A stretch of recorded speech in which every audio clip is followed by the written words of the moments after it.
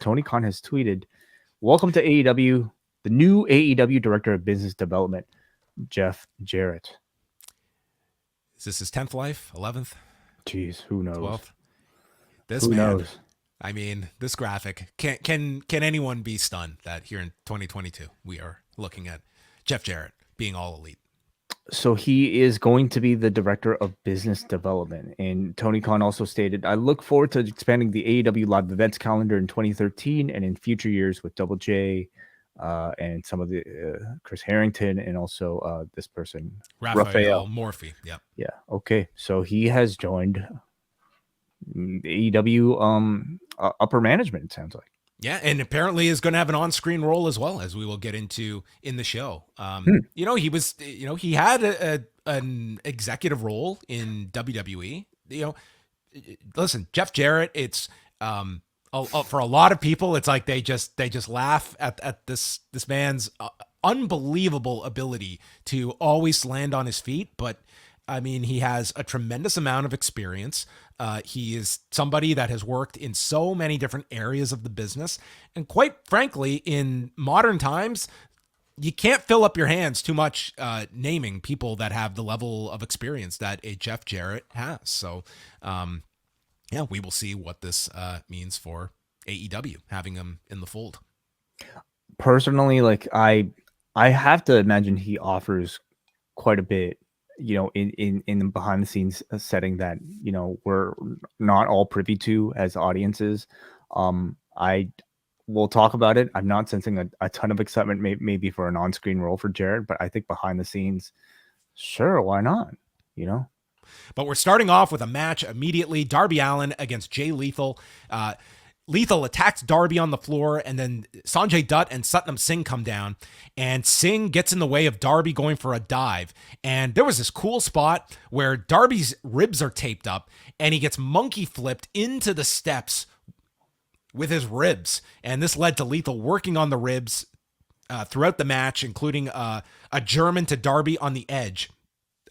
During the picture-in-picture, I don't know if people caught this, but Lethal pressed Darby up in the air, and Darby came down, and it looked like he just jammed his head and shoulder down into the mat. It looked like the ugliest landing for Darby Allin, but the man just gets up and keeps going and continues to attack on the ribs. And then a lethal injection is caught by a rear naked choke, twisting stunner by Darby out of the corner, and then teases the coffin drop, but Lethal rolls to the floor.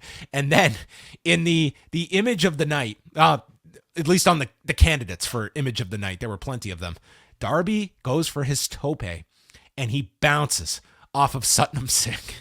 And this led to Singh and Darby being ejected. This just looked insane. This man just stood there, and he bounced off of him. And then someone dressed in as Sting, this could have been Braden, I thought, jumps Darby and attacks him, and it leads to a lethal injection and Jay Lethal winning in 9 minutes and 5 seconds. And this mysterious Sting figure gets into the ring. They unmask him. You have never heard a more silent reaction than when Cole Carter revealed himself to be under the mask. Obviously this was designed for the bigger pop later in the segment, but I was just watching this. I was like, how could you possibly do a reveal segment with Cole Carter? Well, my only question is, who wore it better, Cole Carter or Braden Harrington? I think for that matter, the Darby Allin. Dude, I thought Davey was a hell of a Darby Allin. That is one where you would definitely do a double take if you were just walking down the street and saw Darby Porter there. Man. I'm totally with you about this Cole Carter thing. I think the Jarrett reveal would have been great under the Sting mask. It was almost like the double pop, not the double pop, but it was like the letdown, but because we were going to be giving you something that you were going to get excited for. So, I mean, it kind of put Cole Carter in such a nothing spot in this match. I mean, a complete afterthought. So Darby is left in the ring alone. And first of all, they play Sting's music at the end. So you think you're getting Sting and the crowd goes nuts. And with everyone focused on the entrance, that's when Jeff Jarrett, in his like dark cowboy attire from GCW earlier this year, appears in the ring. And I can only describe this reaction as, what the fuck? And it's like people processing, like, you see Jeff Jarrett, but you can't fathom that it's actually Jeff Jarrett that is in this ring, and he clocks Darby with a guitar over the head and sliced him open. Like, he was bleeding badly all over the mat from this guitar shot. Big pool of blood under Darby's head. I was really concerned. Welcome to the family, Jeff. And Jarrett then cuts a big promo, look jacked here, says that Sting has become Darby's biggest weakness, and he's got a message for the roster, the announcers. He then starts calling out the production guys by name, but his message is for the delusional fan base of AEW, and he goes over his history of his family and his business for the last 75 years and leaves an impact wherever they go. This did get a lot of heat. This whole crowd is chanting, "You still suck," and he promises body bags by the time he's done. What type of heat were we talking about, though? I mean, they were loud. I mean, they disliked this man. Yeah, and a lot more than Cole Carter. Well, they at least knew who he was. You know, that's always a positive when you do a surprise, is they know who you are. I just think at this point with Jeff Jarrett, I mean, it just probably brings up a lot of negative memories of TNA Impact Wrestling that people don't want associated. And it's with another the AEW spot. product. It's another spot on television that is occupied by a locker room that is just salivating for any kind of attention. And, you know, Jeff Jarrett is, you know, listen, like, you can go up and down the list. Jeff Jarrett is, I think if you watched all the Ric Flair stuff, he's a great performer.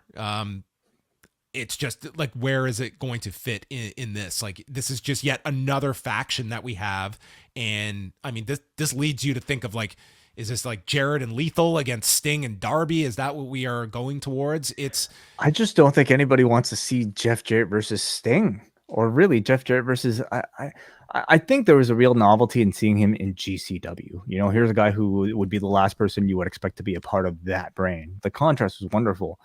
AEW, I think, already has a tough enough role trying to battle it not being a second coming of TNA Impact Wrestling, and to have Jeff Jarrett in a very similar role to what he was doing in Impact Wrestling, feuding against Sting, no less. I could see the concern from a lot of people, and really that was their justification for the association here with Sanjay and Jay Lethal, the fact that they all work together in Impact. Do you think that this would have played better if this happened on Rampage, which is the show that we talk about having? No. Would it have played better? In what way? Like, I think that it's almost like Rampage has such a muted feel to it that it's not of any consequence, and that it's like if this was happening on the B show, it's almost like it's a cool thing for Rampage, as opposed to the A show where it's like TV time is kind of for the top guys. Sure, it would be great for Rampage, but I think it would be bad for the Angle. It would be bad for Jarrett. Ultimately, we're talking about Jeff Jarrett in AEW in a prominent role, and that's what people probably don't. We don't know if it's going to be a prominent role. Like, let's give this a few weeks. This felt pretty prominent, you know. It always feels prominent on week one when they. So what was the point of this if it wasn't prominent? You know, it made sense that I guess, you know, especially seeing that he's going to have a behind the scenes role, that maybe Tony Khan felt like, well, you're here anyway. Do you want to roll on camera? Do you want to be part of a stable? We have plenty of spots available. I guess in that sense, it kind of makes sense, but I don't see this being a one-off. I mean, look at Mike Bennett and Matt Taven. They just came in 3 weeks ago. Okay, so you're saying it might not be prominent because we just might not. I'm just saying, like, week one, these people come in, and then a couple weeks go by, and a lot of people just kind of get lost in the background. Like, I don't think Sting is, and I don't think Jeff Jarrett is going to be dominating AEW television. And maybe I will dominates AEW television besides a select few. That's more of a criticism of, like, you know, how often people get lost immediately after they've been introduced. But the point remains, do people want this constant reminder of Impact Wrestling, TNA Wrestling, I should say, you know, on their AEW television? I don't know about it. I mean, we can contrast this with some of the other appearances that took place tonight, and I thought a lot of those others were perhaps a lot more well received than this. Well, it was our first noteworthy appearance of the night. Cole Carter and then number 2 Jeff Jarrett.